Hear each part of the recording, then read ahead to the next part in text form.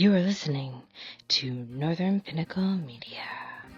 You're listening to Northern Pinnacle Media.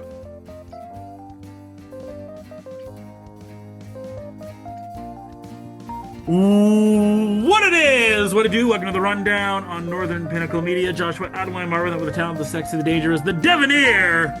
It's Devan Seal. Are you gonna cut that out? Now, well, you wanted it last week. I'll give it to you one last time. I'll let you have one last sprinkle on for it.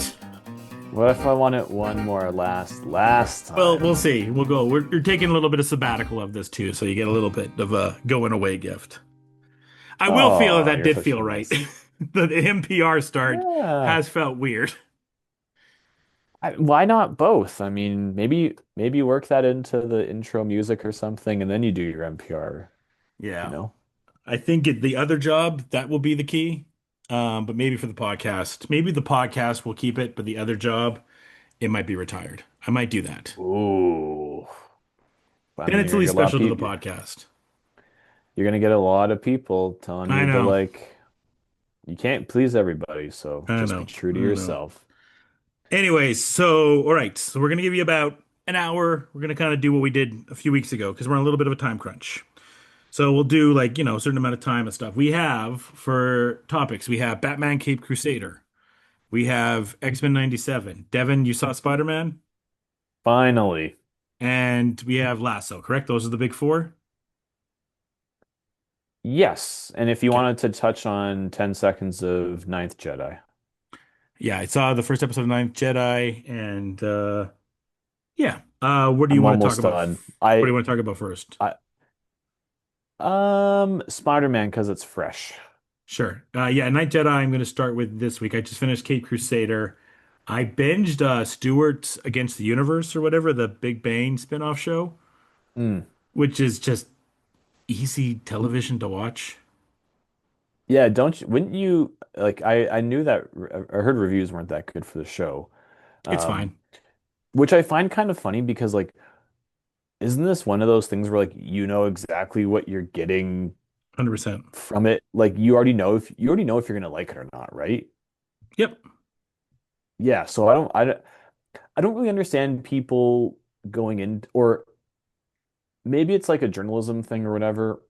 I find it really weird that some of these outlets or some of these media companies or whoever you want to call yourself, ourselves included, why you'd want to review something you know you're not going to like, and B, why it's like judging things on a curve, right? Yeah. We're going to talk about Spider-Man quite a bit. We are. Would you consider yourself a Marvel fanboy still? I don't. Yeah. I mean, I'm excited It's for complicated, Doomsday. right? Yeah. I don't know. Yeah. I mean, It's yeah. complicated for me too, but at the same time, we also both know enough. We've been around the franchise since its inception. We're very emotionally tied to it. We want it to do well, but so I think it's kind of weird that I will. I you'd will want say to this go. much. I will say this much.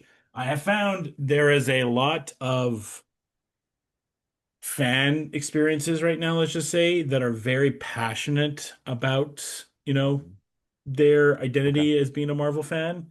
And when people dumped on the trailer after Odyssey came out, there was this whole narrative well, how dare they dump the Doomsday trailer after Odyssey, after this masterpiece? That was a weird take to me. It was well, who cares? Your trailers come out when they come out. But then there's this whole thing now, well, Spider-Man who made all this money. There is no superhero fatigue, and it should be up with the best movies of the year. I'm yeah, no, am I gonna watch Spider-Man again? Yeah. Am I gonna probably watch Spider-Man on a rewatch more times in my life than I watch a movie that I really like this year, like The Invite? There's a chance, sure. I'll probably maybe rewatch Spider-Man more in my life. It's a very, rewatchable movie, and it's an easy watch and everything like that. But is the MCU back? I feel like you and I have had this conversation with this pod is how old? 12 years old now with three different names on the bloody thing. Um, I feel like we've had this conversation since COVID of is it back? So that conversation is silly to me. I think Spider-Man is always back. Spider-Man's always there. Spider-Man's always consistent, at least of being a movie that's going to make money. So Spider-Man, well, you could also say Spider-Man never left. No, he doesn't. And I mean, so yeah, as far as being a Marvel fanboy, I'm a fan of comics in general and of those stories and the way that they tell stories. I think the one central thing from this is how I know I read comics growing up and how I know others didn't read comics growing up. Because one of the bigger complaints, and look, some comic readers have this complaint too, don't get me mistaken.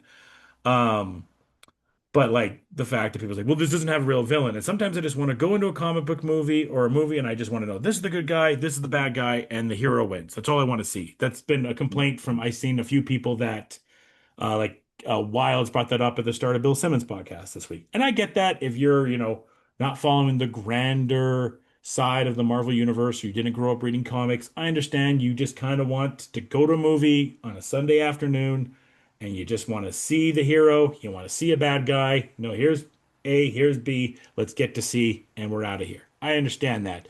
But if you did read comics specifically in the 80s into the early 90s, that really wasn't the case for a lot of stories arc. There was a lot of overarching themes that had more to do than just being a villain and a hero. It wasn't that simplistic.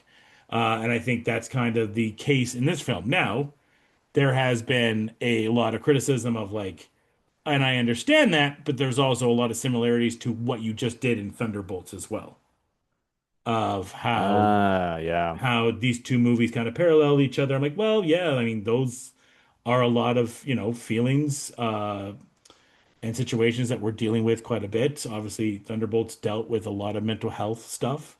And as someone that has had his own struggles in mental health, that was a film that did speak to me. And then we had someone that was unguided in this one, without a figure to guide them along, like Jean did with her sister in this. And she hasn't met Charles Xavier yet, and so that speech with Aunt May puts her on the path to be there. We saw in the greater X-Men comics, that's how Jean is very reckless with her powers until she meets Charles Xavier. So Aunt May is now the push towards that. So that was kind of the story that you kind of do get from here. Yeah, you don't get the typical story, and there's a lot of Jean plot holes that I have problems with still. But I did like the idea of guiding of where we're gonna go. Um, and there's much more I could say, but I'm gonna let Devin talk. Wow.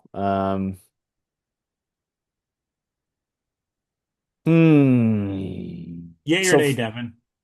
to Spider-Man? Yes, simple as that first. Mm, I didn't hate it. I didn't hate it. Yeah.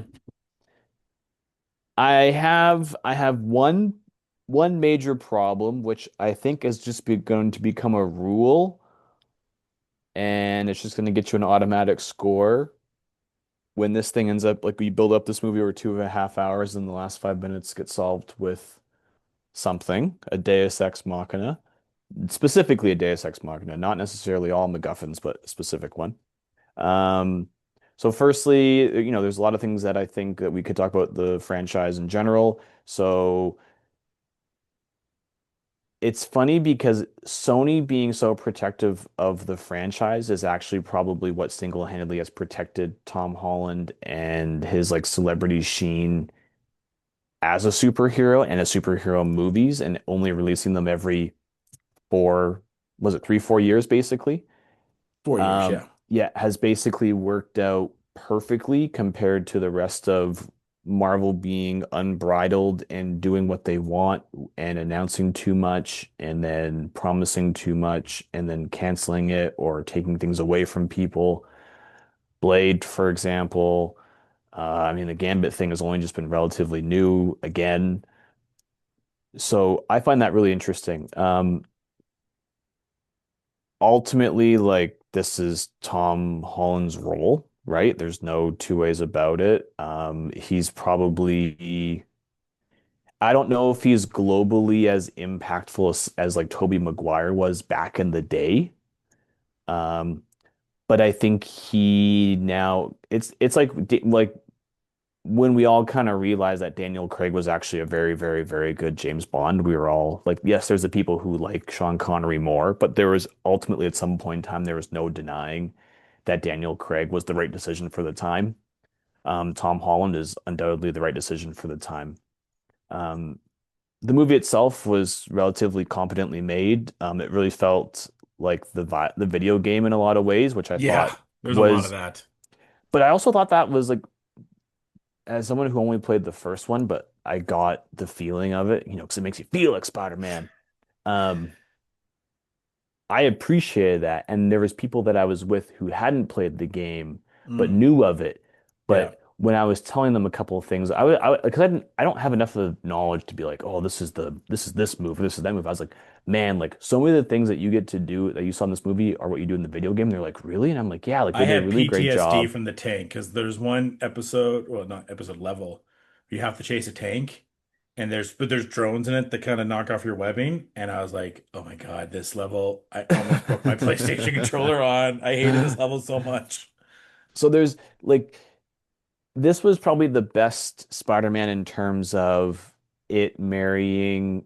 Because the other thing that you have to do in a superhero movie, especially with one as popular as Spider-Man, is you also want every single person who's going to go to this movie has an ideal version of Spider-Man inside them. They Yeah. all want him to look a certain way, act a certain way, and you can't change that too much. You kind of have to paint within the lines with Spider-Man a little bit. And this movie in particular, I think, did the best job of the loneliness, the loss, the suffering, the state of New York, what his overall ambitions and goals are, his dedication to being Spider-Man, what it's meant to him, what it's meant to the people around him. All of those things are picture perfect. Completely have absolutely no issues with all those things.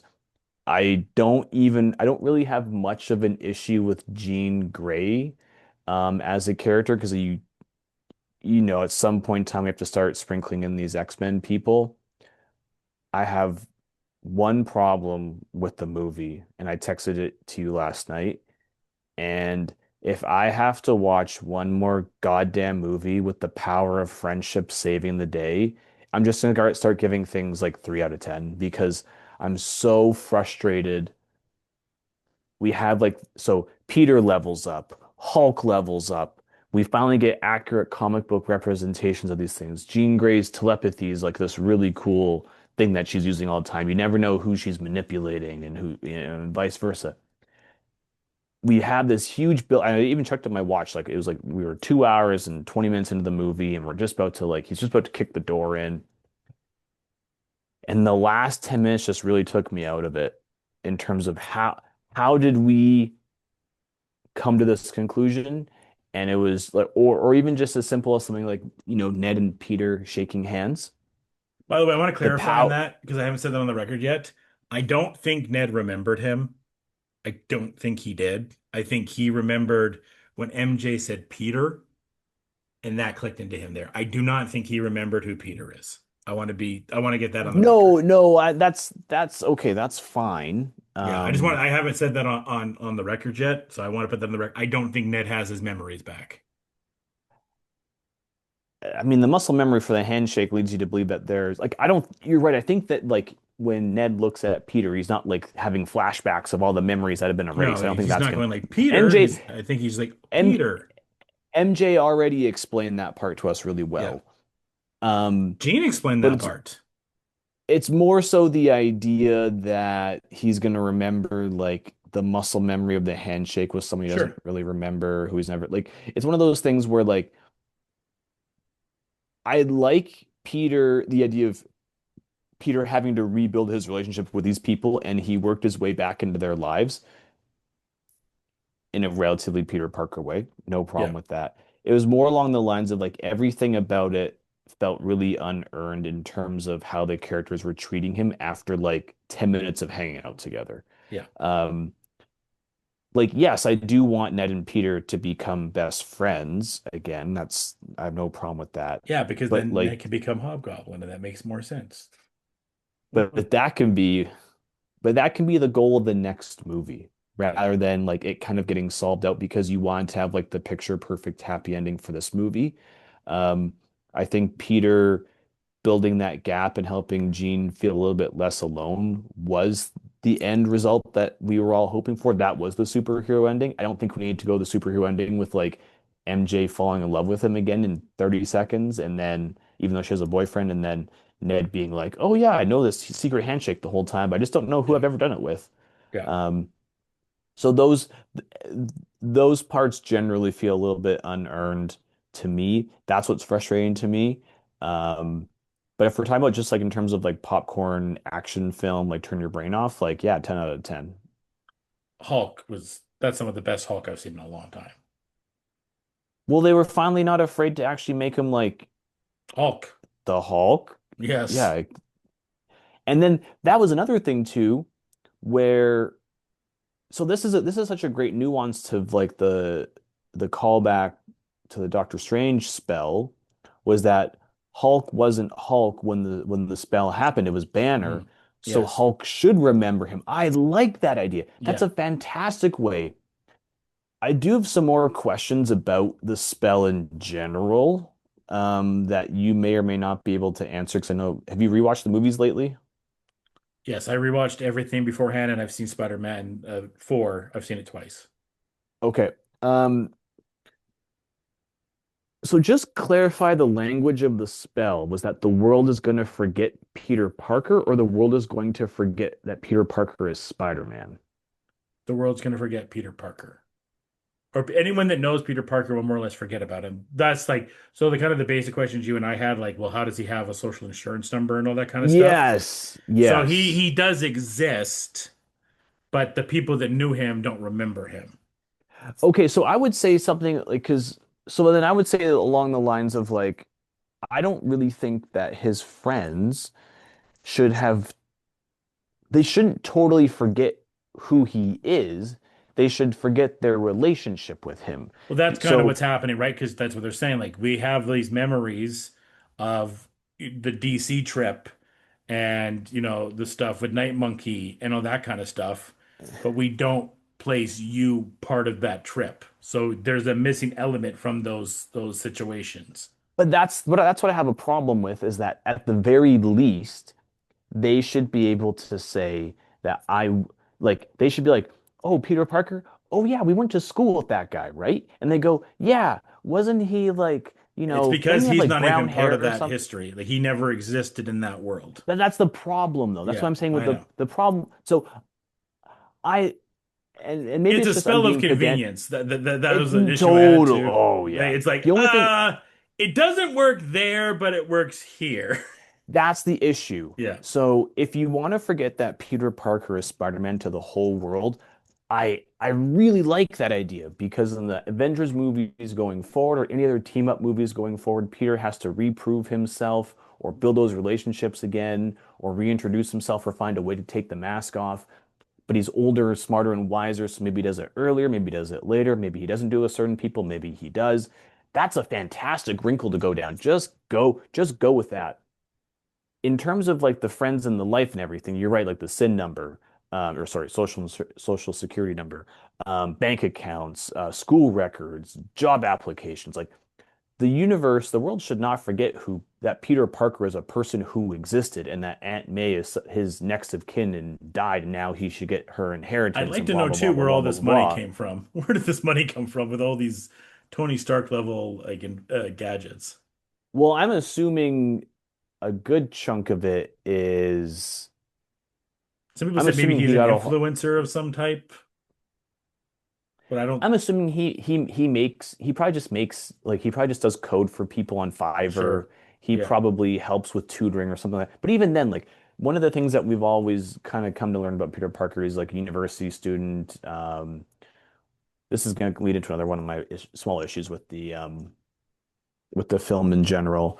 Um, but I would have liked if they clarified that Peter Parker as a citizen exists, and I think his high school friends should at least be like, oh, wasn't he like in our math class? And they're like, yeah, like, did you ever talk to him? No, did you? No. But like they should know who he is. Everyone, like people that he knows should know who he is. Well, there's Or also an issue his too relation. because when he went to the hospital, do they not have Peter because his mask was off? So there was originally a deleted scene which they probably should have kept in where Rosario Dawson comes back as night nurse And so that would have made more sense if she would have kept things off the record to help, Frank and everything like that. But Okay, yeah. now his mask is off, and like they can do the thing like, well, they're gonna, not tell anybody who you are type of thing. But there has to be all That's these health dumb. records then for Peter Parker. Yes, exactly. And then so then you have to find this way that Pete that why did Peter end up in the hospital, or how do you know his blood type, or blah blah Yeah. blah blah blah. And then I just kind of assumed that they were operating on him or something. I hated that whole part. That's my And with least the favorite. mask on, yeah, and then they took I maybe called Frank took it off. I call that type of ending of that type of thing the Chewy. That is the It's Chewy. kind of it's kind of messy. Yeah, well, it's the Chewy. It's you Yeah. mislead us to think that our hero is gone when he's not. You get the sympathy, and there was no point to that. The only point that I liked about it was Frank putting the Spider-Man mask on and getting cheers. That was the only part of that scene I liked because Frank was like, "Oh, cool, Frank's Yeah. getting cheers. That's great." But there was no point of that, right? I guess you can show Jean's powers a little bit greater, but then again, you're biting off a little bit from Fantastic Four when Franklin revives Sue. So now you're still kind of doing something you just did in the prior film. And Fantastic Four was the power of family. Exactly. Yeah. So this is I have all these issues with we face all these like alien or kinetic or telekinetic or psychic individuals, but then every single time like the power of human emotion just undoes all this shit that we worked through the last like 2 hours to like really understand. Like I really liked the jumping thing. I liked Jean Grey like taunting him and like figuring out who he was, and like those things are all awesome to me. Um, there's just like some weird, like really weird cop outs like when it was and wasn't convenient, okay? Um, yeah, there's other things that I do like about it too. Although like okay, so for example, Banner's been living as a human this whole time for the last couple of years. He's been wearing Mhm. the wristwatch, and I know that Banner's one of the smartest people on Earth. Peter Parker is not. He's a very smart person. He's not one of the smartest. So it's really weird how so many of like what makes Spider-Man so so great to the people in the movie are things that his two MIT scientist classmates figured out like just through having bullshit conversations with him. Mhm. Where it's one of those things where like, oh yeah, so this is how you do that, and he's like, yeah, that's me, and they're like, they took him no time at all. So like, what happens when the U.S. government is trying to build these things together, right? Like, so the whole inhibitor wristwatch thing actually has probably been figured out before because they took the technology from Banner and copied it so they could keep him Well, being a human. So they theoretically should have all this shit all the time. that's the thing Anyways, though. Magneto's not going to love Peter Parker very much. He's going to hunt him down fine. because he Yeah. more or less made the collars that we see in Days of Future Past. He more or less made the technology. Yeah, and also like and I know the fact that they were like, oh, dealing with magnetic fields, super obvious call forward. Yeah. That's fine. I wish we didn't rely on some kind of old hats too much in this movie. Like seeing Scorpion was fine, but then like he got his ass beat, and There, then like when did you Spider, see Scorpion? When did you see Scorpion? When did you see Tombstone? yeah, but like also at the same time, like Scorpion was a very durable human because Spider-Man like threw him into like broke him through concrete several times, and like he just walked away with some cuts on his face, Yeah, I like which to know was where he kind got of his suit confusing. from too, because in the comics he gets the suit from Kingpin. So I'd like to know where he got the suit Oh, from. I do like well, this. they all stole that shit from the Chitauri invasion. They Like did, yeah. So it could be they that too. basically, they just got remade with Vulture, which is fine. Yeah. Um, the Hulk fight was fun, although the Hulk fight was fun. I don't have too much to criticize about that. The Melchick was kind of lame. Um, Yeah. He's a the bigger whole he's a the bigger X-Men villain, so we'll see him in the future. the whole like Jean Grey sister thing was kind of lame. I thought like her whole plot to get into damage control was kind of lame. Yeah. Um, oh, I got a question for you that you be able to answer. So he has the love letter, right? Hmm.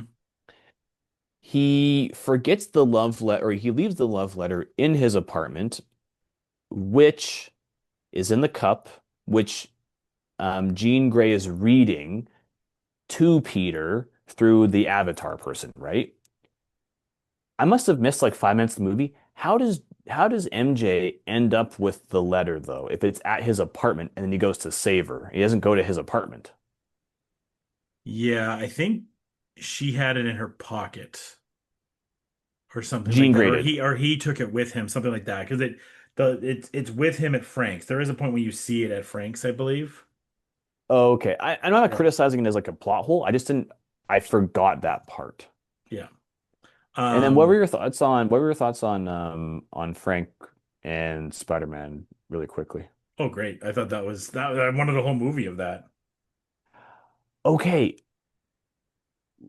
to me, the best part of the movie was actually them in the hospital together, which then made me kind of realize that. So first, I'm kind of iffy on Punisher because I think the pop culture has kind of turned into something that it's not, and I don't think Frank 100%. really like Frank doesn't really need to be in a lot of these movies, to be honest, because he's doing things like in the comic books, he's doing things that are way off the books. I just love He the belongs part. more with Black I Widow. just love the part when they're like getting there. He's like, "You want me for Staten Island?" Oh, fuck you, Staten. That was like one of my Yes. favorite parts. There was the banter between Holland and Bernthal right there. So good. And that's what I was gonna say was that those character interactions mean way more to me in the movie than a lot of other things do. Yeah, And I wish we, and I, in reality, those are the things that I like the most. I wish we got a whole, like, imagine just a buddy cop movie of Frank and I want it. Spider-Man doing something like, and like, I didn't need like, I'm happy that it like wasn't kind of a sky beam and it was kind of a smaller story. Um, But I think that would have been a great way of introducing some kind of like not strictly the Midnight Suns, but like some more like Spider-Man's connections to like Deadpool, Punisher, Black Widow would have been cool because like if he goes to the pool, if he goes to the baths with Black Widow and she's like, "Oh, hey, I got someone that can help you, but like trust me, he's kind of weird." And it was That's the actually one just part that kind of pissed me off in this is like, did Jean not try to contact the Avengers first? her powers were friggin' all over the place, because especially in the flashback with the sister, where the sister could jump, but then they only brought one sleeping dart for the sister and not for Jean Grey, even Well, though also in the like I'm like, how files, much is damage control knowing what's going on, and how much is Val knowing what's going on, right?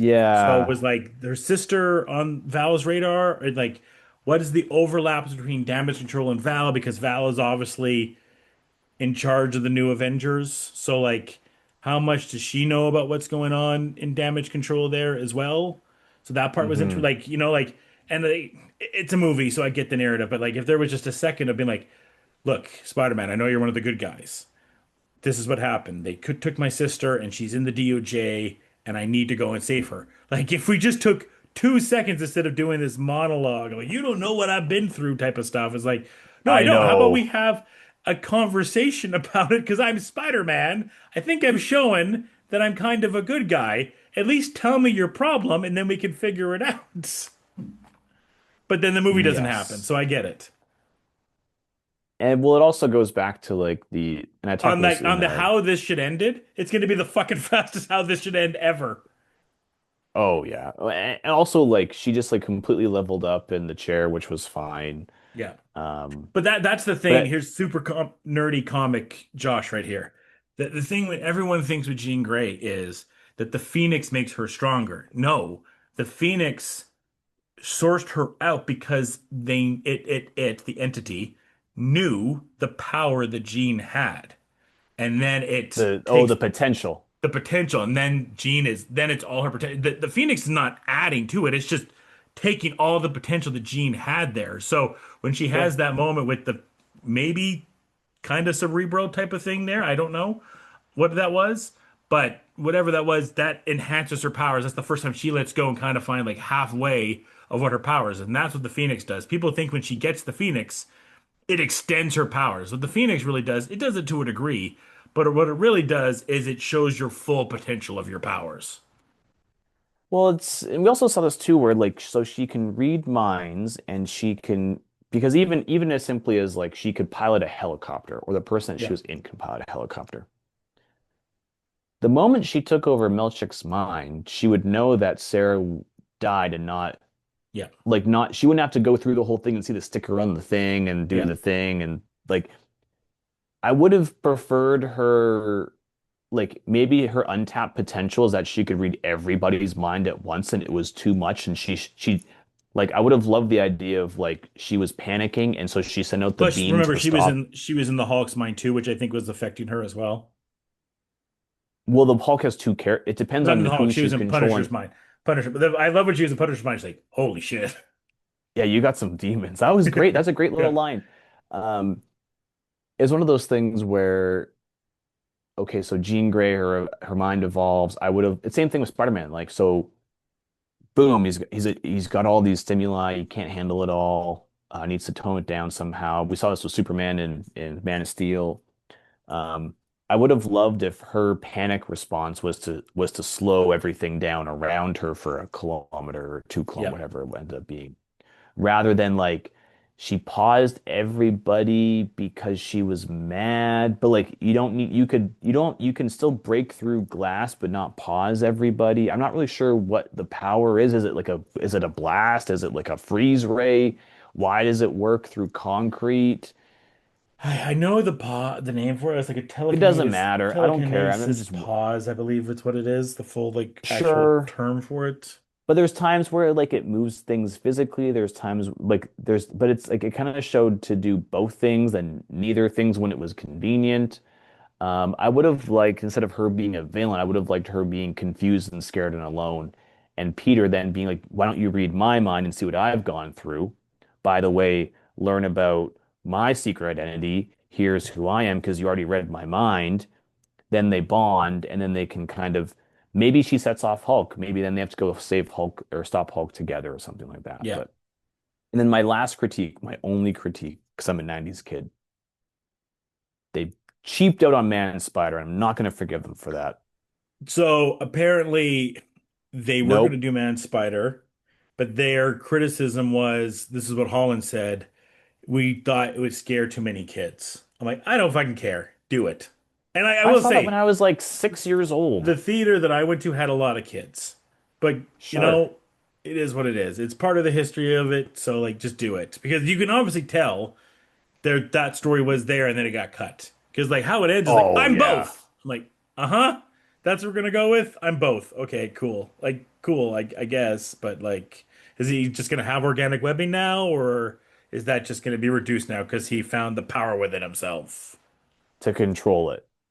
No, I think we could have skipped a lot. Like maybe she couldn't read his mind, or I mean, maybe it seems plausible that anyways that she couldn't read his mind, not because he was so strong, because he was so conflicted with his animal instincts, Yeah. which then sets up the whole hibernation thing and the molting thing, and then he turns into man spider. Yeah. Maybe he's the villain, she's the good guy who has to come save him, Yeah. tap him back into his real version. He transforms. Suddenly she can help him control it. She understands his life a little bit better. He understands her life a little bit better.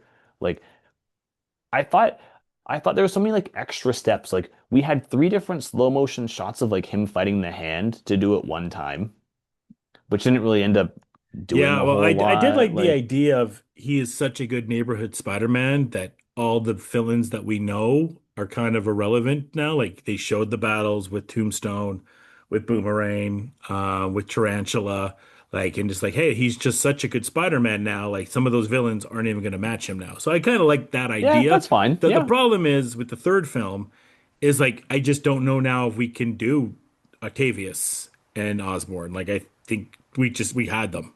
I don't think we're ever going to see them in this universe. Like my guess is, and they haven't said this, but they said they're going to do 6 films. There's 2 more films still going to come. My guess is that in Secret Wars he will get the symbiote, right? Because that's part of it. Mm, And then we will have the battle of him dealing with the symbiote, right? And hmm. then I would say there's the back and forth of that. So there'll be the battle of that. They'll have some other villain in that. Maybe we introduce Miles, maybe in that. And then 6, that's going to be Eddie Brock Venom, and that'll be the final one of him facing Eddie Brock in that one. Because Oh, the cop DeWolf that he works with, yeah, that's part Tina. of the Eddie Brock story. Is that Eddie does the story on her being murdered, but he does the story wrong of who did it, and he gets discredited Oh, by Peter and gets fired from the Daily Bugle because of it, and that sends him down the road to become Venom. I mean, that all sounds fantastically planned out, and I wish we didn't fuck around for a couple of years with these weird ass Sony movies to make this happen. Yeah, That's just me though. the direction of this is way better. Coincidentally, this is the director of Shang-Chi and Wonder Man, two great fucking projects. One that just got canceled, so fuck you, Marvel, for that. That's some Yeah. bullshit. It was a really good. I mean, I'm hoping now we see him at least in West Coast Avengers at the bare minimum, but who knows? That Wonder Man cancellation, I'm not going to go down the rabbit hole too much, but with horseshit. Yeah, oh, it's a tragedy considering like how much we enjoyed the show, how much Yeah, it really changed our perspective it on might be the best live Trevor. action show I've seen this year. Oh, bro, like I'm trying to think of the list right now. Yeah, it's pretty Not a short. lot of live action shows. You probably have seen the best with the Pit, but like there's not a lot. Like There was no White Lotus. I'm trying to think of like what all the HBO water cooler shows were and like oh, mhm, Task was really good though. that was last year, Was it? Was it not this winter? last Oh, fall.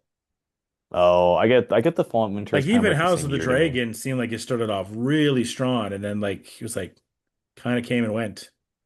Yeah, See what 100%. Lanterns But hey, does. there's lots of really great animated shows to watch though. Except for one. Let's talk about that. So I'll say this kind of finally in Spider-Man, the last thing too. I love Yelena in this. I'm really looking forward to her Yes. and everything. The Yes. small potatoes, big potatoes. She's almost past Scarlet for me too, as a widow, by the way. Like she's just fucking great. Like I just need Florence Pugh and more stuff because she's just good in it, whatever she does. But she also adds the levity so perfectly of Yeah. how she just gets the Yelena character so well with how she does everything. And I think she's going to be such an important part now of these Doomsday films now. She's going to be so important with how Yeah, she interacts with everybody. Like, and Spidey putting his feet up was kind of like there was a perfect level of Spider-Man comedy in that scene and hmm overall. So I do think like Spider-Man has dealt with quite a bit of big potato stuff personally, Elena. But it's okay. Like you're the new Avengers. You're trying to make things, trying to make sure you know where things go. Well, he never ex well, I guess would she have she wouldn't have known if he that he dealt with Thanos in the Battle of She wouldn't know so yeah. Spider-Man dead. She wouldn't know Spider-Man dead. So yeah, that's you're to your point like Yelena her character is fully formed. We obviously are huge fans of Thunderbolts. Yeah. Um and I actually really thought that she wasn't very fleshed out in the Black Widow movie, but that was a different time Yeah. altogether. Where I actually think she really started getting her chops for the character was in Hawkeye. the Hawkeye show, where she was the best part of it, clearly Yeah. by far. Did you see And her screen name? no, what was it? Mac and cheese lover. Was it really? Yeah. Oh, that's funny. That's really funny. Yeah. And those are the kinds of things that I think we're missing from like the pendulum from Marvel was in a great spot. It Hmm. swung to then including every single person in the kitchen sink when you didn't need him to be. Now I think the pendulum has kind of swung the other way, where like we almost need like one or two like pieces per movie to keep building the world. And I thought Elena was a great part of that. No mention of Strange was really odd to me. I thought Very. he'd want to go back. I thought he'd want to go back to Strange and I at think least it's knock going on to the be door and be like, explained because they didn't well, do the next sure. Strange movie. There's these like four witches that are connected or Doom bots that are potentially connected to Doom that got taken over, and one of them is believed to be Strange. So that could potentially be explained in Doomsday. I'm not going to Well, go down that rabbit hole, but just have a scene of because so they have a scene of him going all the way to Brooklyn to find Elena in the bath. yeah, You couldn't have him go to Bleecker Street and just knock on the door and then Juan and be see at like, least yeah, just he's see not here. one. Yeah, Yeah, he's not here. Like, hey, he's not here. And Yeah. he's like, I need help with this thing. He's like, can't do it, bro. Yeah. Like, that's all I needed.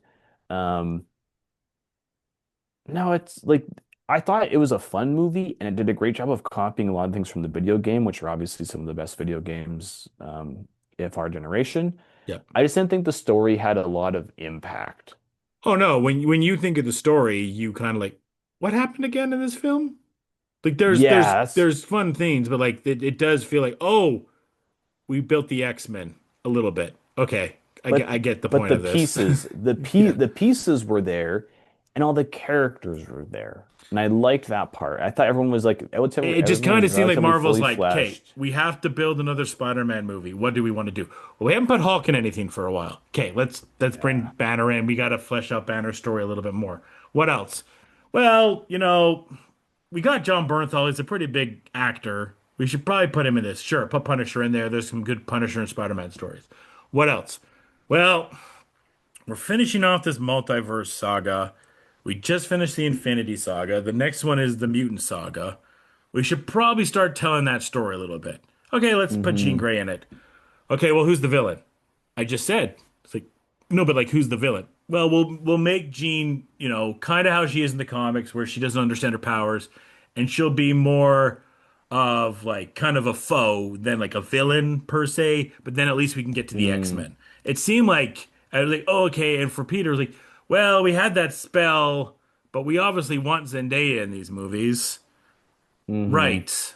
All right. Well, let's try to connect some of those dots. Let's get him to be more of a friendly neighborhood Spider-Man. Let's have him kind of adjust with his power. Let's get DeWolf in because that has to do with some Venom stories. And let's just kind of make a stew and hope it works. That's a great way. There's a lot of individual great tasting ingredients. The Yeah. final product was a little kind of muddied for my Yeah. taste. Um, did so did I enjoy seeing it in theaters? Yeah, for sure. Was it worth 15 bucks? Yeah, for sure. Am I sad I didn't see it on the first day? No. I'm okay with when I saw it. I'm fine. Yeah, like, do I like this more than the third? Absolutely. I mean, I rewatched the third again. I liked it more for the first time in a while. We're watching everyone hates the second one. I really like the Mysterio one. Maybe I'm on an island. I I like the thought it was Mysterio pretty. one. But you know what? Like it was that's where the pendulum I thought like fit perfectly into like being everything. Like it the universe was so well defined at that point. You knew kind of where everyone was, what everyone was doing, why certain people couldn't help out. They answered a lot of questions. Um, Peter did he have the glasses at that point in time? That Yes, was that was the Edith. Yeah, glasses. that was Edith. Yeah. Like that was pretty cool. Where are the glasses now in this movie? Who knows? Pretty But he's sure got they're his own broken. I AI. think he broke them. Well, he could have broken them, but I would have like maybe the broken glasses were connected to his computer AI, and that's why he was using something called The bummer about that EV9. movie, though, is at the end that you find out that Maria Hill and Fury are Skrulls, which was like, oh yeah, that terrible series. That sucks. And didn't even finish it. Yeah. So wah wah. Yeah, I had a good time. I agree with you. Like, I'm not like Yeah. blown away by it overall, but I had a good time. I like Spider-Man. Like, I will say, like, I didn't think this movie was going to be a $2 billion movie, and it seems like it's No. on that way. So cool. Like, will it be in my top 10 movies at the end of the year? We'll see. Like, I don't know if it's in my top five Yeah. right now. Like, there's better movies I saw in July. Odyssey's a better movie. The Invite's a better movie. But like, still, like, really had a fun time. I think it progresses Spider-Man good. Yeah. Okay, let's talk about some other Marvel stuff. I could go longer on this, but I don't want to. Um, No. X-Men 97. Wow, just Fumbled the bag. yikes. I mean, I could go and do my whole Mayo rant that I do every No. episode, which I think is the main reason of this. But like, because the What If creators came in and this was all they're doing with everything like this. Hmm. This was just, I don't know, man. The dialogue is so terrible. It's so bad. Like, it's so bad, the dialogue in this. And just like, you made this comparison last week. If you finished Cape Crusader, by the way, Finished it last night, and I okay. am so happy So, with it. spoilers for Cape Crusader, and Yeah. things could change, but Riddler dies in that. And that was like, holy shit. Like I had like lean back in my chair and be like, I didn't think, especially from a character that's kind of a deep cut from the Bronze Age and Thorn that took him out. And I was Yeah. like, damn, like he was a major part of this. This show is cooking. I didn't think we'd take out the Riddler, right? Yeah. And it reminded me of when Remy died, of like, wow, this has stakes. Like Remy died. And I know we kind of had in Yeah. the back of our mind that, oh, maybe he'll come back a horseman or whatever. But that episode meant a lot to the progression of Remy and to the progression of Rogue and everything with their character identity. And then we had that one solo episode with Rogue getting tortured by the death of Remy and what that meant and Yep. whatnot. So I was like, damn, this is heavy. So I thought in Batman, when they did that to Riddler, which he had, a really big arch of this of being like kind of one of the main antagonists to Batman in this, right? Like I thought like, oh, Yeah. surely he's gonna lead up to this finale with Joker. And when they took him out and just kind of I like the point of that episode too, because it shows like every action has a reaction, right? Like it takes one Mhm. person to take out the wrong person in Gotham to set them up to be something else in Gotham. That's how Yep. Gotham works. That's the idea that I've always loved in Batman of like you can have a perfectly innocent person and give them a bad day and then they give you a bad day. So that's what I really liked. In X-Men, I just don't think the stakes were there. Like Rogue just gets these celestial powers, I believe from Arishem. And then, she goes to Remy and is like, she didn't die. And then they show the Bible with Beast. And it's like, how was there blood in the Bible there? Because like, did Nightcrawler die when he got out of Arishem in the tomb or beforehand? So that was never really explained. And I just thought like, but there was no idea of why did Nightcrawler make that sacrifice for Rogue, right? Like we had that episode on the Savage Land, but there was never really anything there that made you think like, yes, he would make a sacrifice for him. Now, like I get it, like he's a man of God and he's willing to sacrifice himself for the bigger cause to be with God and Yep. everything like that. I understand that idea, but that's on the surface level of reading comics and knowing that character. There was no payoff of him making the greater sacrifice for the X-Men for that reason. Well, the answer to probably all of our critiques with this show is that there was no build up to any of these things. No, every We, character felt like a hollow shell of themselves. yes, the only build up that we ever really got were the first two episodes of the season with the Days of Past Future, which where I was like, okay, we're gonna I want to tackle a lot of these deep decisions that force these X-Men to choose sides. I like that Mhm. idea. I like dealing with the fact that people are going through these things and they're forcing them down these paths. And we got that with Apocalypse, and I was really happy with it. And then every other character this season was basically like, yeah, fuck you. Um, Horseman Remy, we got him for eight Episode and a seconds. half. Yeah. Oh, not The even an the episode and a half. the Like, the the actual super screen time, apocalypse gambit, by the way, was goofy as fuck. I didn't really understand what the difference was compared to the Horseman, compared to any time that Apocalypse is um, taken over any of their minds before. Like, and in fact, like the one thing I'm going to remember the most of this season was probably just the cool Nightcrawler scene where he was popping around, punching people in the face. Yep. So, like, and I think I kind of strongly believe that the second most important person this season was Nightcrawler. Sure. Um, I have no issues with that. I think he's one of my favorite parts of the original X-Men show, to be Hmm. honest, because he was so different than everybody else.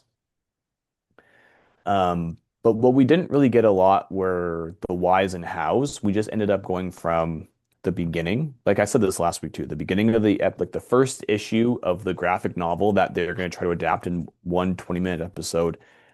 We're going to skip the other five issues and then we're going to go straight to the last issue. And again, it's the power of love, man. Like love's kiss, blah blah. I can't even describe it because no one in the show was able to describe it. We got Wonder Woman Rogue, which was Okay, fine. She had some glowy shit. That was kind of cool. I Yeah. don't mind that. I like the idea of that there was a sacrifice posed to her that she had to make. Okay, I like that too. And then so she ends up, curing Gambit, and now he's alive, which is fine. If you really wanted to have some balls on this show, the decision that I would have made was the sacrifice was that Rogue loses her powers. That's what I thought happened at first. Would And have been that's why, like, great. for two I seconds, I was would like, love, and she's like, oh, when it went back, like, oh, the sacrifice isn't that, is that she loses her powers. And then we'll kind of go through yeah. a similar thing we did with Storm last year, maybe, right? Maybe. Or maybe Miss Marvel comes back or something. And I'm fine exploring that, right? Yeah, Doing I'm that. okay But with like, that. that's why, like, I took a peek back. I'm like, oh, that, okay, I like this. Okay, they're just going to sacrifice Nightcrawler. Okay, cool. How did he get? I mean, I'm assuming he just like walked through He just probably Apocalypse's walked mouth. through the Yeah, which is apocalypse. Yeah. fine. So Rogue just left Beast and Nightcrawler there and said, peace, I'm out of here. Well, she knew they had the jet, so I she could fly guess it's fast. just No, it's because just she had to kind go of save funny. him. She had to go save him, so she had to fly Yeah. faster than She just everybody left else. ship But and just yeah. it's funny though. It's really funny that she got there like only 10 seconds faster than Yeah. Hank did. So Yeah. in reality, she didn't really even save that much time. But No. uh, this kind of storytelling doesn't work for this group of individuals, this franchise. And I think, and this is kind of, I'm remembering a lot of, so like, let's get rid of the nostalgia glasses. Obviously the theme song, obviously some of the great episodes, especially early in the seasons for X-Men back in the day, were all really impactful. Um, when we started going like the Strange Land as kids and stuff like that is where it started losing me as a fan. Not because Same. they couldn't go to, not because they couldn't go to these places, but because it just didn't fit a lot with the content that they were trying to do. They They started didn't to feel show off important. with. Didn't feel important. Yeah, it was always like Monster of the Week, which was really sad to me, which also just kind of reinforces that why I do or do not like the X-Men is mostly just because when they're too impactful to have shitty storytelling. Yeah. And so because there's so many interpersonal relationships and different kind of layers to their personalities because their characters are so well developed, anytime you give me like an X-Men fluff piece, I sniff out the bullshit really quickly. Yes, it can work for other characters. Yes, it works for Iron Man. Yes, it works for Deadpool, whatever, whatever. It doesn't work for X-Men because they were founded in a time in American and world history where like they needed them the most.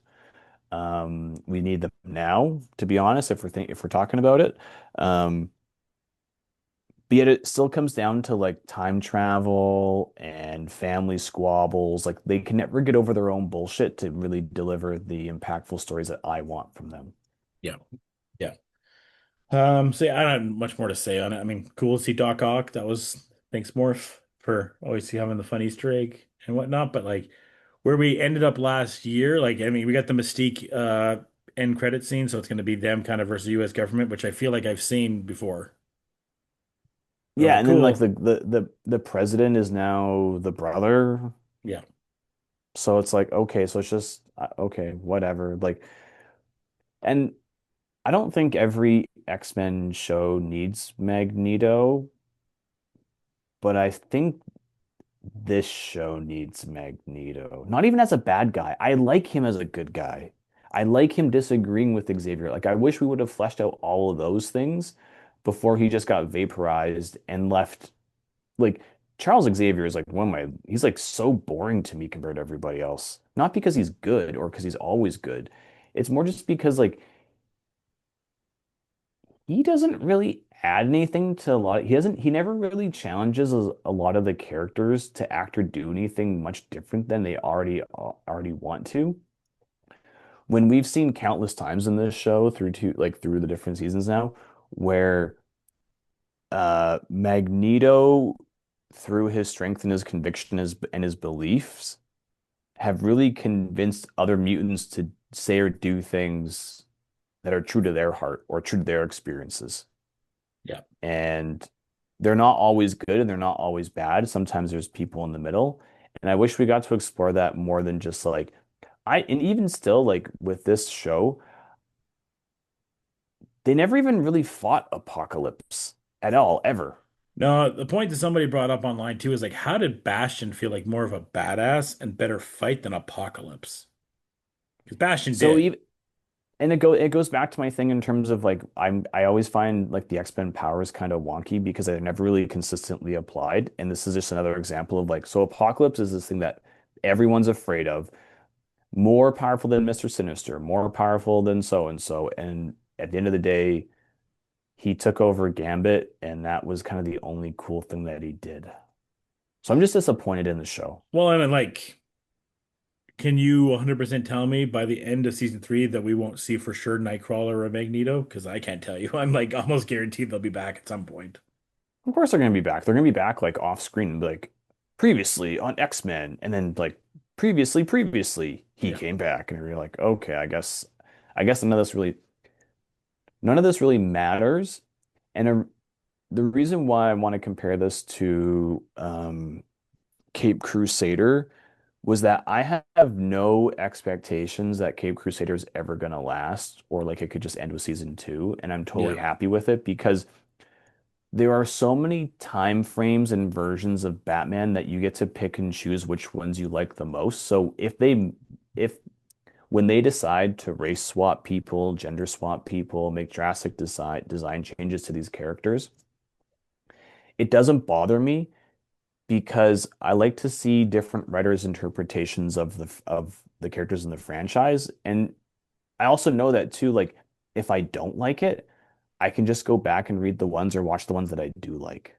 Hmm. But this show, it makes it feel like this is like just like such the definitive X-Men story. And I feel like I missed school for like 3 weeks because like I'm not caught up on any like I couldn't even tell you the plot lines of what happened. I can tell you like that there was 9 episodes, but I can't tell you how or why a lot of these things um led to the end result of the of this ninth episode. Yeah. Like we had X-Force. I still don't know all their names. I know the I guy. I know there's strong guy. Strong Archangel Guy, Havoc, never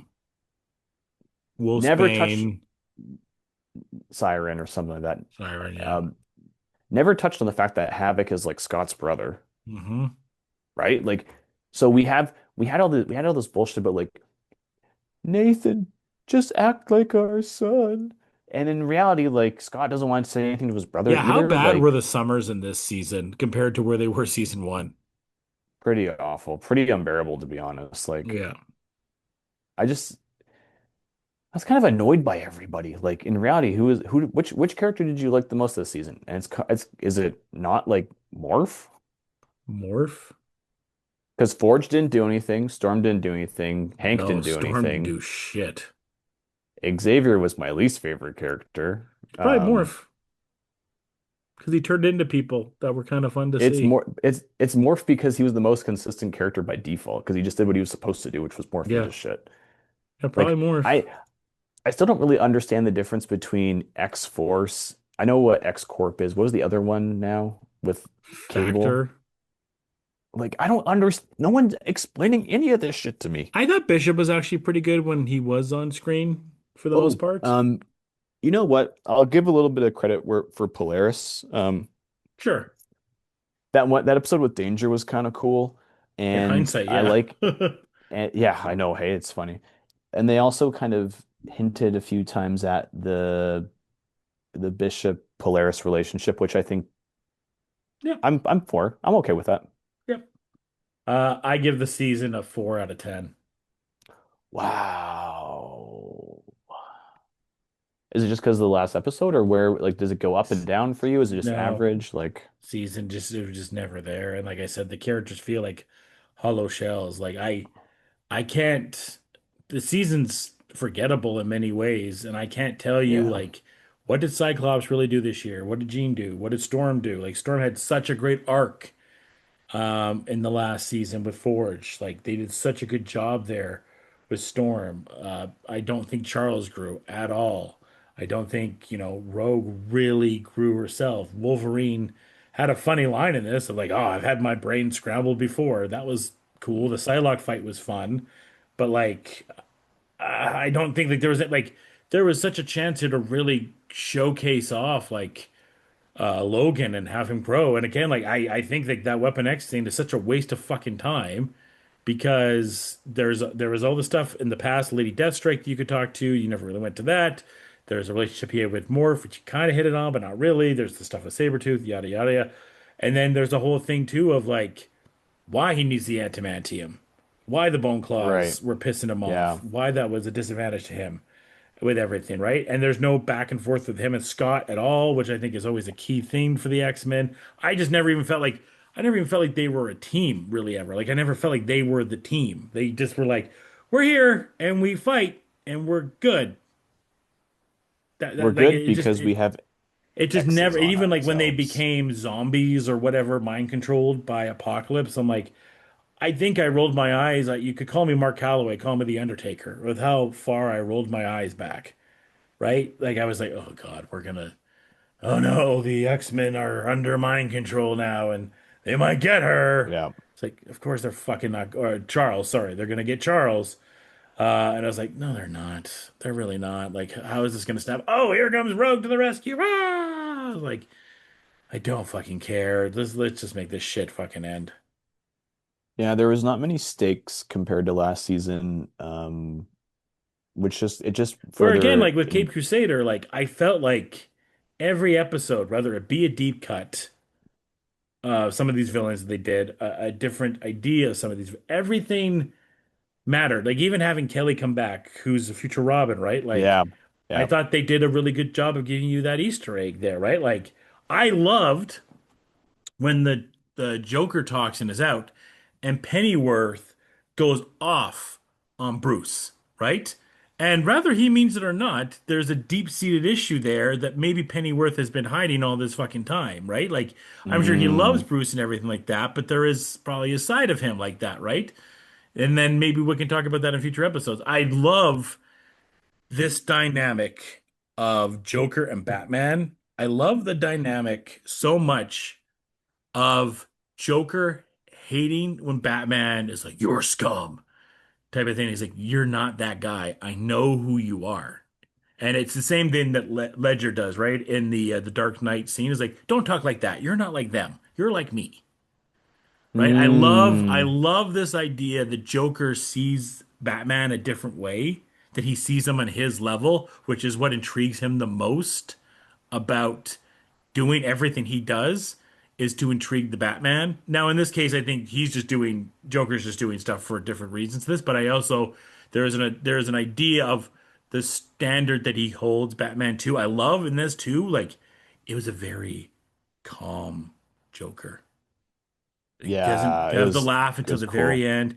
Very relaxed. I love that he keeps on calling him brother, right? And that's pissing Batman off, right? Of like, I'm not your Hmm. brother. So I loved that idea. That's honestly, Dev, that was one of my favorite villain hero scenes I've seen in a long time. Maybe one of my favorite Joker and Batman interactions ever. I Yeah. loved how well it was. Even the fact like the Joker falls off the cliff, we don't know if he dies or not for sure. And you know, even Batman be like, we gotta find the body. But I love that idea. I've really been marinating on it the last few days and thinking back to that Ledger scene. I think Nicholson maybe did this as well. I know it's even the kind of the thing in the laughing joke to a degree, I think that as well, right? Like anyone could have a bad day and become me type of thing. I love that idea with Joker. That like you can be exactly who I think you are. I, I I personally appreciated that they did a lot of showing and not telling with the Joker throughout the season. Hmm. Um, and I especially how he got Thorn being the driver. Like you never know he's going to show up. You never know how he's going to be a chameleon. And I wish there was a lot more scenes of like how did he get to the TV reporter? How does he get to so like I would have loved the fact that maybe he was like an assistant getting her some water or something like that, and he touched her with the poison and Well, like and like how he timed everything to a point, right? So like you said, like how yeah, did he get to Hattie? How did he get to Thorn? Like how did he? hit all these points the exact way. I like that idea. I wish they would have expanded on it a little bit more even. But as I mentioned, this show is just a Saturday morning cartoon, but it knows it's a Saturday morning cartoon and it acts that way. But it acts that way for adults. So they show some blood, they show some the The way that it cannibalism of shows violence is, man, it's Bruce Timm at like his best. Not Afraid, which is really fun. And even just some of this little simple twists to make it more authentic to the time that they're trying to set it in, which I know has been a huge inspiration for Batman the Animated Series was a huge inspiration, as it is for everybody. Um, and I just want to say this before, we end up signing off at some point. Mr. Zero, Really cool what too. a fantastic, it wasn't Mr. Freeze, but if they said that it was like this version's, I'm totally okay with it. I don't feel like we got cheated out of Mr. Well, no, Freeze. and I that's a feel deep like, cut too, because in the Bronze Age, that is who Mr. Freeze was. Before they created Mr. Freeze, mm. this in the Bronze Age was who it was. And I mean, I can understand too that Mr. Zero was a bit of a leftover from an age where technology wasn't as advanced as it was in the 80s or 90s or 70s when they can talk about kind of cryogenically freezing stuff and Yeah. it being a potential. Um, so just like really smart decisions all around. Um, even, like I don't know where you rank Carrie Kelly on your Robin list, but just like, She was great. and personally speaking, like I don't really need to have Robin. I don't need to have a big Bat family for my preference of I'm good. Batman, but to have her for just one episode, prove a little bit of worth, for Batman to kind of change his ways just ever so slightly in how he treats her was a good thing for character development. So like if we had 7 episodes of Carrie Kelly, I'd probably feel very differently. But like this is why this show works as a Saturday morning cartoon because in reality of the 30 minutes that each episode was, 25 minutes are devoted to like the monster of the week. Totally okay. Solving the crime, getting the gangsters, going to the secret hideout of the bar, whatever. That's totally cool. And then like 5 to 6 minutes of each episode were just really interesting layers of nuance of building the story throughout the season that X-Men really skipped doing their due diligence on. X-Men try to do it, but within 30 seconds of each episode. Like we saw Horseman Gambit on screen for probably less than 8 to 9 minutes. And we saw more of the different henchmen. We probably saw just as much Joker through 8, 10 episodes or whatever it was. But that's why it made his last 2 episodes appearances so much more impactful, is because we're just leading up to it. We actually got to see him in little bits here and there, and we got to see the impact that he was having on those people as compared to Horseman Gambit, which was just like some eyeballs open and then a smile, and then he, as fast as he came, he got taken out like the very Yeah. next day. So um, My only problem with the show is not a problem with it. It's a problem with Amazon. Why are we okay. doing these drops for Spider-Man Noir, for this, for the Legally Blonde show? Why are we Mm, doing the drops? Like, why do Invincible and The Boys get weekly and this doesn't? Because I do think like this show kind of suffered the same fate that I saw for Noir, where it was like it's out and it's done. Like, there's not a lot of people talking about this, and I do feel if this did have a weekly episode build up, a lot more people would be talking about it right now. But it has the drop and it kind of comes and goes. Like the thing that X-Men gets to have, Rick and Morty just got to have to a degree, right? Like King of the Hill didn't get this either. I don't know if I like the drop as much, right? Just because I do feel like you take away, there's so much TV nowadays, and you really have to capture that moment. And if you don't have it, you're gone. And yeah. it doesn't seem like Batman Cape Crusade. It kind of just seems more like a hidden gem right now than the what it should deserve to be because this is. I haven't seen Adventures of Superman just yet. But like it does feel like it's at least the best superhero show outside of Invincible. And there's punch for punch with this season of Invincible on it, right? Like, yes, does Invincible Yeah. have the bigger set pieces? Sure. But you can argue there is better storytelling in this than there was in Invincible. I don't know yet. We'll get to our year-end review, but like it really tested Invincible. for this past season for like blow for blow. Like just some of the storytelling, like the Rose Thorn story might be maybe one of my favorite just character stories that they did. And again, like I kind of like you talked about with Mr. Zero, I like that they play with your notions too, right? Because everyone's gonna see that as like, oh well, that's Poison Ivy. It's like, no, it's not Poison Ivy. It's Rose Thorn. She has this identity crisis type of thing. And adding Ivy is going to be this whole different dynamic because I believe that'll be the first metahuman they've had as well. Because they've shown some Uh, supernatural stuff, but they haven't shown any sure. metahumans yet. Well, they haven't really explained a lot of it, but also in the 50s, like the other thing too is it could be like sleights of hand or illusion or things like that that science has yet to explain or that the show has Yeah, yet to explain too. yeah, So even some of the Batman gadgets, like they're all pretty simple. Like he's got a bulletproof vest, he's got the batarangs, and he's got yeah. the bat Joker claw. takes the freaking shoddy to him, and he's got the chest Yeah, ready to go. totally okay with that. Um, to your point about the lack of um advertising, excitement, the binge drop. It just goes to show um where Amazon's priorities are, which are clearly not these kinds of shows, but it also I think also the flip side it can be true where like because they're not meddling a lot and just left the creators to kind of create a show for Amazon Prime, the lack of meddling makes it a better product. I mean, we saw this, the counterpoint, which is X-Men 97, is the perfect example because DeMeo leaves, and rather than bring in people like DeMeo who were super fans, they just brought in people who wrote the last show, who they might know Avengers really well, but they don't know X-Men, and X-Men's an entirely different ball of wax. So like when Bruce Timm and Paul Dini can do this show with J.J. Abrams executive producing,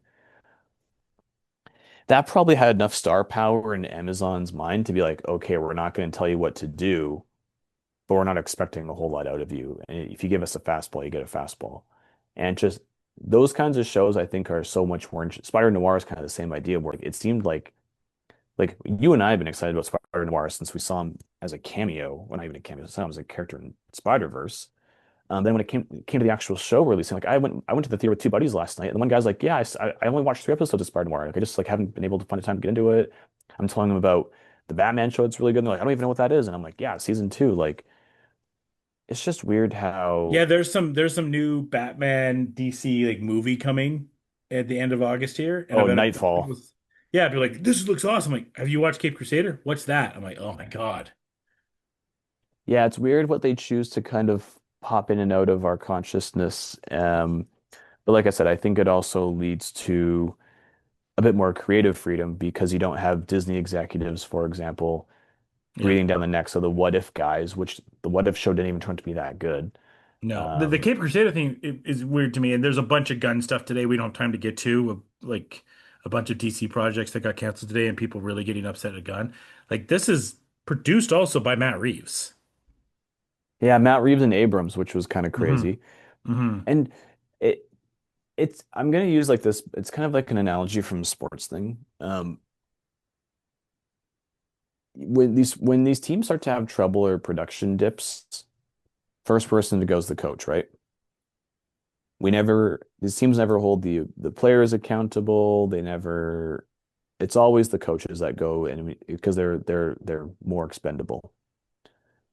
And it's kind of the same thing like with these TV shows where if you just like you trust these people to build these franchises or to build this vision, you then give them literally zero rope because everyone wants to be Marvel faster than Marvel is like Marvel's in their 30th movie or something coming up. And yet we're already holding the DCU to the same accountability when we've had 2 seasons of Peacemaker, a Superman movie, and a Wonder Woman movie. And because we had one flop of the four of those things, suddenly everyone's on the hot seat. The counterpoint, though, which is interesting, is somebody like Matt Reeves now who's like, yes, I wish there was less time between Batman 1 and 2, But because they just gave Matt Reeves the keys with very little pressure and no connection to the Todd Phillips Joker stuff, he's now building this world and this vision of Batman that is so complete and so thematically satisfying because we got The Batman, which was a very good Batman movie. We got Penguin, which is quite honestly probably one of the best 25 HBO shows of all time. Yeah. 20. We're gonna have Clayface, which we all have high hopes for. He executive produced this friggin' show. So what we're seeing now is the person who actually is making Batman relevant again is Matt Reeves because we're giving him the time to work on all these projects. So who cares when the next one comes out, the next movie, I mean, Batman 2, if he's able to deliver this amount of relevancy to essentially who should be the world's second most popular superhero. And they're shooting the Batman 2 and 3 back to back now, they've confirmed. Even better. Yeah. So like maybe he doesn't work very fast, but he works with a lot of quality. Yeah, I mean, I could go on and on. We don't have time to, but like this was just spectacular. Like, and this is one of those shows. I will be the annoying person at a party. Like, have you seen Cape Crusader? Have you seen Cape Crusader? Because like, it is that good. Like, it is, and Yeah. like Batman's not even really a top five hero for me. Like, I like Batman, but I think there has always been a an annoyance to me as a Superman guy of how well Batman gets done and how dirty Superman gets done. So I kind of hold it against Batman sometimes, whether I like it or not. And and as a Green Lantern guy, which we'll see how Lantern is portrayed this upcoming weekend. So there's always a little bit of that in the back of my mind. And then this week I'm like, who am I kidding? Batman is a top 4 or 3 guy for me. I just kind of hold him against it because of the other DC heroes that I do like a little bit more than him in GL and Soups. I'm just like, oh, why can't their stories be as good as Batman's? But like he just when you have stuff like this, you understand why. Like it's all just done so well. Like I just walked away from this and I was just like, man, that was just really good, really fun. And I don't want to go down the full ride, but it kind of seems like you're kind of having a little bit of that too with this the Jedi show, the anime on Disney Plus.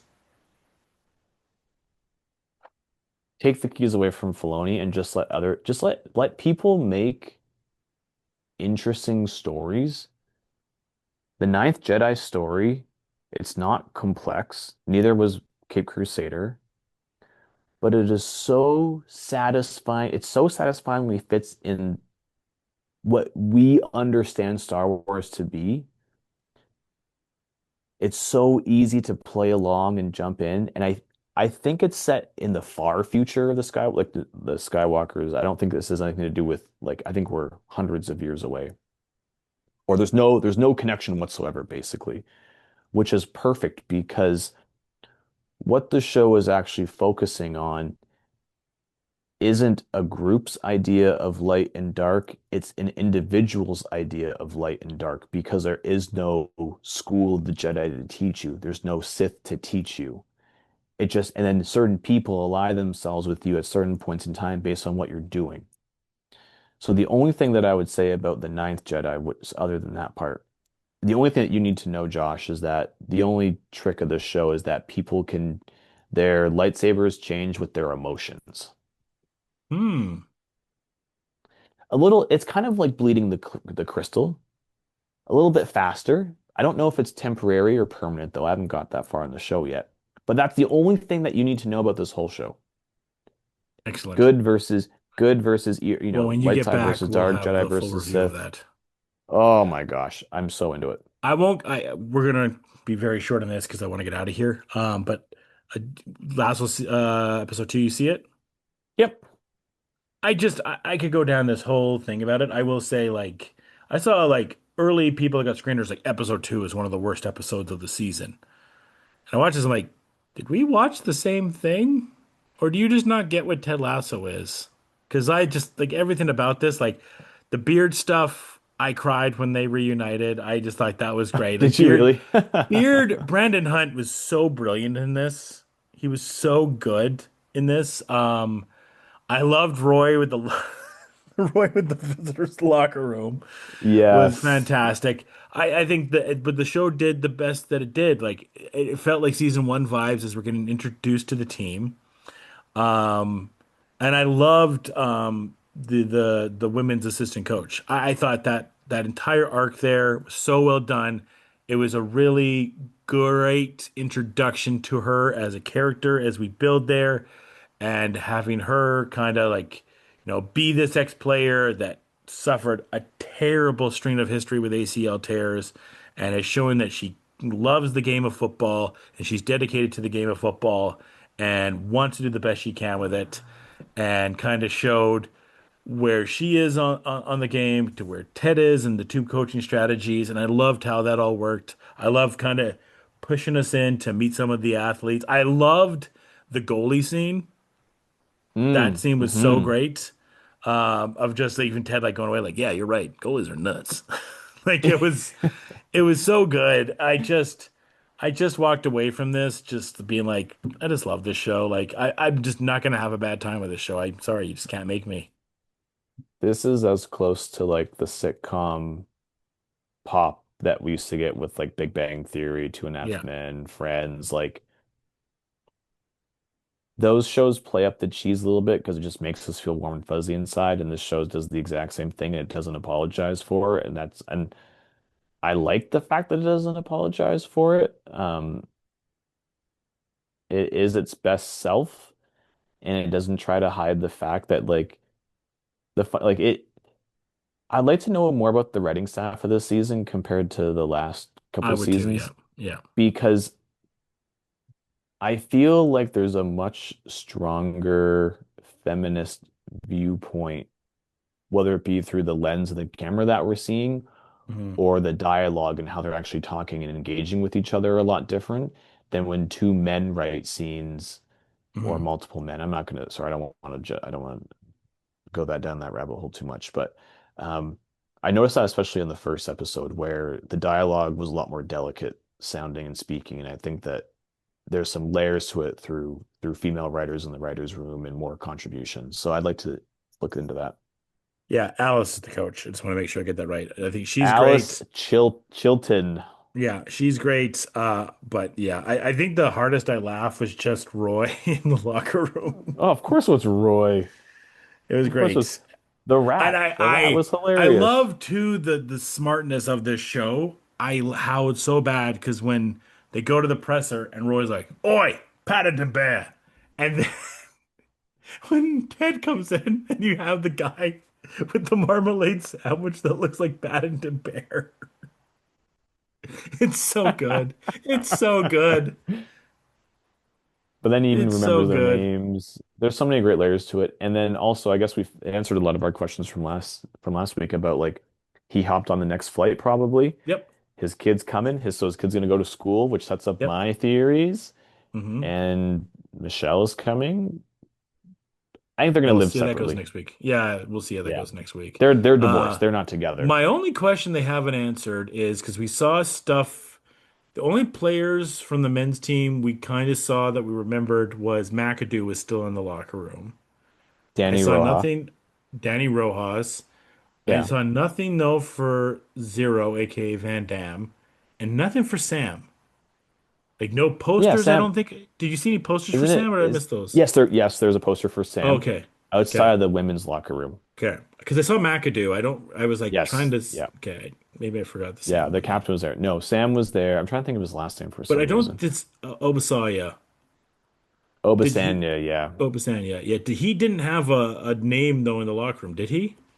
But I think we all, to be fair though, I was looking, Ted only walked by one half of the locker Yeah. That's why I was rooms. like. But Sam was on that side. I mean, he could have changed Oh, lockers. whoa. Well, I mean, if Jamie left, maybe Sam gets that locker now, Yeah. right? Like it's on Maybe. the like because Yeah. the Zlatan guy had it for a while, right? Like Right. So that's the only thing there. I was like, oh, where's Sam's stuff at? Because it was, the corner is probably reserved for like your best player. yeah. I mean, I'm very happy that we get to meet this other team right now. But I was like, oh, I want to see Sam, and I want to see Oh McAdoo, my and I want to see gosh. Van Dam. I want to Yeah. see everyone. And then I'm like, where's Nate? Like, you kind of have like Really cool story too. My sister and brother-in-law run kind of a hotel at times. Actually, no, I'll have to edit that out. They were on holidays, and Nate was at their hotel. Cool. Nick Mohammed. Yeah, so that was cool. Excellent. Yeah, I'm sure we'll figure that out. Right now, it's kind of focused on getting to know this team and the coach and everything like that. But no, I have nothing bad to say about it. Like I don't know if you can do as much deep analysis as we did the prior episode, really. I think this just did a lot what we did. It wasn't Ted being the fish out of water. It was kind of the women team kind of. It's interesting because like in the prior one is like we're just trying to avoid relegation. Okay, we're trying to get over relegation. We're trying to win the premiership. Now it's about the sustainability of the team and how they can work. So I love that idea and how like Higgins read the whole dossier and how everything's against them now and how they're going to make it work. So I love how they're setting all that up, right? And like I do think they're going to win the league in this time around. Well, they might win the league, but the fact remains is, will it change anything? Exactly. When it happened in English Championship or Premier League, when you go to Champions League, the pay jumps are it's like 10 times like, the difference in funding between a championship team and a Premier League team when you get relegated or promoted is like 10 times. Yeah, Imagine like, but you know for a fact that on the women's side it isn't that way. And the fortunately. you, and I'm sure a lot of the negative comments are going to come off with about um how obvious the show is being about women's sports being unfairly funded in the real world. And I guess my only counterpoint would be this, like, what do you think people talk about all the time in real life anyways? This is no different than real life in terms of, oh, second division women's soccer, like, or never having their own dressing room or having to share, having to take things out. Like the the scene of the show, if we're actually being honest, was the coach going into the locker room for the first time and seeing what she never got. Yeah. And those tears, her fighting back those tears. That's the scene of Hellish, this yeah. episode. Yeah, I've seen some people's criticisms of being like, well, who's the show for? Like, I just want to follow the men's team. I'm like, okay, well then don't You had follow this that. show then. We had Yeah, that. you We saw what you you happened. had that. You Yeah. don't have to like you're gonna see, despite whatever they say, at one point along the road, you're gonna see Jamie Tart, you're gonna see Sam, you're gonna see McAdoo, you're gonna see Van Damme, you're gonna see Nate, right? You're gonna see that, but it's not about them right now. It's about this whole new team, this new coaching staff. Like, and I thought they frankly did a good job of setting all that up, and I'm ready to go on that adventure. Well, and even to like you're right about how they set it up. Like even if I were to see them pop as a cameo, I don't anticipate them staying. I don't. I'm not being unrealistic and saying like I don't expect Nick Mohammed to stay on as a character. No, I don't even expect to see friggin' Roy every episode yeah, Bruce Goldstein because there's does not really. kind of a lot of writing. But there's not a lot. There's like you could say there's a reason to because in reality he's part of the family of Richmond and because he's a like him and Ted are gonna have to run into each other because the two coaches will just talk a lot, I'm Yeah, sure. So I'm sure he's yeah. gonna be in it. And I'm sure the will they won't they is going to be a huge part of the season too. Hmm. But if you just said like, oh, they're on off season now and he's going to go to his house in Ibiza, I'll see you in 3 months, and we don't see him for the whole season, like I'd be fine with that too because Totally cool with that. I'm just like how we fell in love with all these misfits on Richmond in the first season. And we didn't know who anybody was. Especially we didn't know who Beard was. We didn't know who Nick Mohammed was. Didn't We know who didn't know McAdoo who Kent was. was. But even just the actors, the only person we knew was Sudeikis and Hannah Yeah, Waddingham. But then over 3 seasons, now we're talking about the backup goalkeeper yeah. from the last 3 seasons or the new cap. Like this will happen with the women's team too, but you have to let it Dude, happen. I was wondering where Trent Krim was. That's what But this show he's has done. independent. He's writing books now. I He's gonna know he show is, up. but I was weird to not hear like, and I know he left it after because he gave the source of Nate up, but I was wanted to hear Trent Krim, the Independent. Well, he is independent, so I know maybe he he is. will continue to be. So Maybe he'll come back I with a was hoping to see documentary that. But career. we will, like that's the thing. Like we will see all these individuals back. And Yeah. I really like Dallas as a character quite a bit. Like I'm really intrigued to like to some this might be not favorable to some people might not want it, but like if there was a point where like if they like set Ted up to have him come back here and then it decides to go back to Kansas City and the show then just focuses on Alice for a year, I'm totally fine with that because I liked everything they set up with Alice. Like, don't get me wrong, I love having Ted around. I want Ted around, but I'm really intrigued with everything they set up with Alice. I also like the idea too that now he's talking with people who are so the previous generation he could still connect with in terms of pop culture stuff, right? Yeah. He will not be able to connect with these players given the fact that No. they're all like 22. Like he tried to make a He Beastie gave her a Boys Beastie reference. Boy. Yes, yeah, he Yeah. gave her a Beastie Boy reference. When and Yeah. I think if he had done that last in with the men's team because they're all a bit older, he'd get some there'd be a bit of Yeah. a back and forth about that. Yeah.